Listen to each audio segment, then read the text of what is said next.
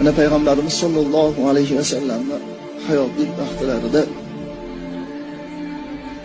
Jabroil alayhissalom, Azroil alayhissalom, Mikoil alayhissalom, Isrofil alayhissalomlar sog'inishib Allohdan bir so'raylik, Rasululloh bilan bir didorlashib, bir gaplashib, suhbatlashib kelamiz deb Rasulullohning oldilariga borish, Allohning oldiga borish. Ey Alloh, bizga ijozat ber.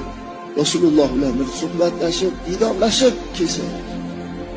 Alloh aytgan ekan, quruq qo'l bilan borgani uyatmaysizlar.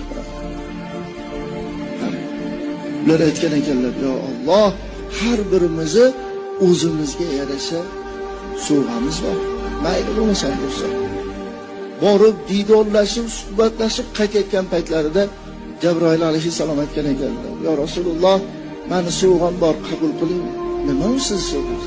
Sizning ummatingizdan kim kunda 10 ta salovat aytadigan bo'lsa, Sirot ko'pirigidan yaltiragan chaqmoqqa o'xshab olib o'tib ketadi.